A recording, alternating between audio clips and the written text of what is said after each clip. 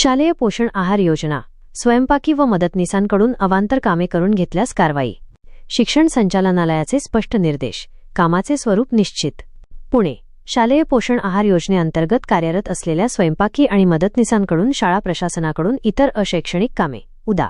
शाळा उघडणे, बंद करणे, स्वच्छतागृहे साफ करणे करून घेतली जात असल्याच्या तक्रारी प्राप्त झाल्या आहेत.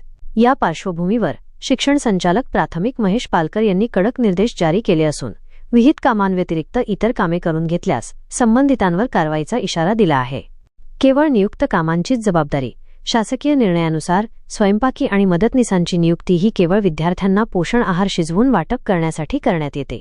मात्र काही शाळांमध्ये त्यांच्याकडून वर्गखोल्यांची सफाई आणि इतर कामे करून घेतली जात असल्याचे विविध संघटनांनी निदर्शनास आणून दिले होते.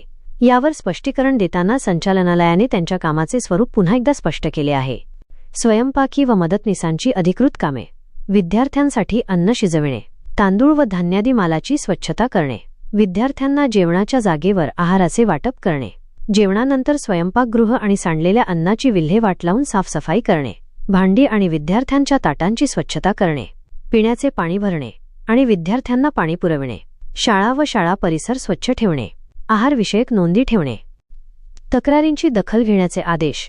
या विहित कामांव्यतिरिक्त इतर कोणतेही काम स्वयंपाकी व मदतनीसांकडून करून घेऊ नये अशा सूचना सर्व शाळांना देण्याचे आदेश शिक्षणाधिकारी, बृहन्मुंबई महानगरपालिका आणि सर्व जिल्हा परिषदांच्या प्राथमिक शिक्षणाधिकाऱ्यांना देण्यात आले आहेत. भविष्यात अशा तक्रारी उद्भवल्यास शाळा प्रशासन जबाबदार राहील असेही या पत्रात नमूद करण्यात आले आहे.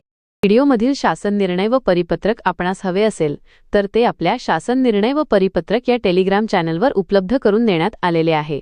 त्या ठिकाणावरून आपण ते डाउनलोड करून घ्यावे.